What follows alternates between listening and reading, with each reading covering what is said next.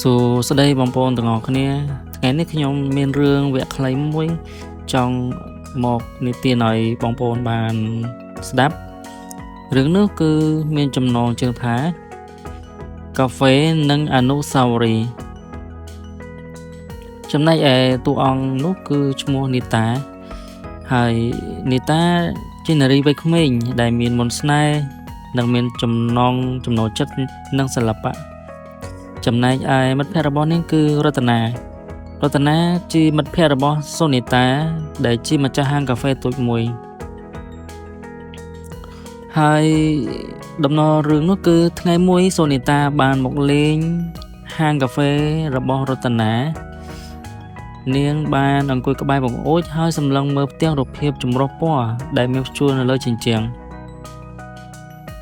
ផ្ទាំងរូបភាពទាំងនោះបានរំលឹកនាងអំពីអនុស្សាវរីយ៍ដ៏ស្អាតស្រស់នៃវ័យក្មេងនៃកុមារភាពរបស់នាងរតនាផ្ទាំងរូបភាពទាំងនេះពិតជាស្រស់ស្អាតណាស់សូនីតាបាននិយាយវាធ្វើឲ្យខ្ញុំនឹកឃើញដល់ពេលដែលយើងនៅក្មេង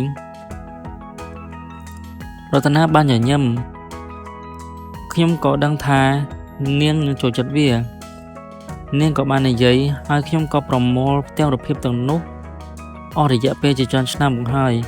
ពួកគេក៏បានចាប់ផ្ដើមនិយាយអំពីអនុស្សាវរីយ៍កាលពីក្មេងនៃកុមារភាពរបស់ពួកគេបាននិយាយអំពីការលេងនៅតាមដងផ្លូវការទៅលេងនៅសួនកម្សាន្តនិងការញ៉ាំការ៉េមនៅហាងកាហ្វេក្បែរផ្ទះពេលនោះខ្ញុំពិតជាចង់ត្រឡប់ទៅពេលវេលានោះណាស់សុជាតាបាននិយាយជីវិតពិតជាសាមញ្ញណាស់នៅពេលនោះខ្ញុំក៏ដូចគ្នាដែររតនាក៏បាននិយាយប៉ុន្តែយើងមិនអាចត្រឡប់ទៅអតីតកាលបានទេអ្វីដែលយើងគួរធ្វើនៅពេលនេះគឺរីករាយនឹងបច្ចុប្បន្ននិងបង្កើតអនុស្សាវរីយ៍ថ្មីពួកគេបាននិយាយបន្តគ្នារហូតដល់ល្ងាចពេលដែលសុចិត្តាត្រឡប់ទៅផ្ទះវិញនាងមានអារម្មណ៍ថាមានភាពកក់ក្ដៅនិងសុភមង្គលក្នុងចិត្តបំផុតនាងក៏ដឹងថាទោះជាមានជីវិតមានការផ្លាស់ប្ដូរយ៉ាងណាក៏ដោយក៏អនុស្សាវរីយ៍ដ៏ស្រស់ស្អាតនៅក្បែរនឹងស្ថិតស្ថេរជានិច្ចនៅថ្ងៃបន្ទាប់សុចិតាបានត្រឡប់មកហាងកាហ្វេរតនាវិញនាងបានយកសៀវភៅគំនូរ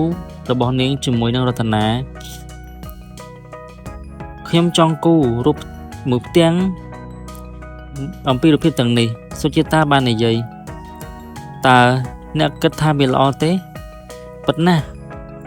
រតនាបាននិយាយខ្ញុំចង់ថាវាជាគំនិតដ៏ល្អដ៏អស្ចារ្យ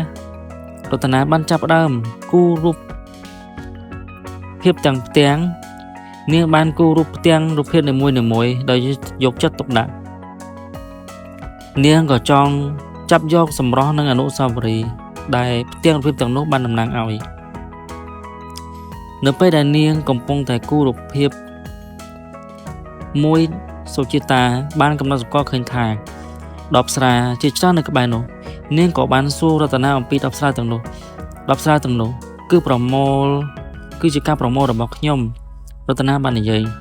ខ្ញុំចាប់ផ្ដើមប្រមូលវាបន្ទាប់ពីខ្ញុំបើកហាងកាហ្វេនេះហេតុអ្វីបានជាអ្នកប្រមូលវាសុចិតាបានសួរខ្ញុំគិតថាដបស្រាមានភាពស្រស់ស្អាតរតនាបាននិយាយពួកវាមានរាងនិងពណ៌ខុសៗគ្នាវាប្រៀបដូចជាស្នាដៃសិល្បៈដ៏តូចសុចិតាបានសម្លឹងមើលដបស្រានាងក៏បានកំណត់សម្គាល់ថាដបស្រានីមួយៗមានរឿងរ៉ាវផ្ទាល់ខ្លួនខ្ញុំគិតថាខ្ញុំយល់ពីអ្នកសុចិតាបាននិយាយពួកវាពិតជាស្រស់ស្អាតណាស់ពួកគេបានបន្តនិយាយគ្នាអំពីសិល្បៈនិងអនុស្សាវរីយ៍សុចិតាបានគូររូបទាំងរូបភាពរតនាបានប្រាប់អំពីដបស្រាពួកគេបានចែករំលែកនៅអនុស្សាវរីយ៍និងក្តីសុបិនរបស់ពួកគេនៅពេលដែលសុចិតាត្រឡប់ទៅផ្ទះវិញនាងមានអារម្មណ៍ថាមានការបំផុសគំនិតនាងដឹងថាសិល្បៈនិងអនុស្សាវរីយ៍មានថាមពលក្នុងការនាំមនុស្សមកជិតគ្នា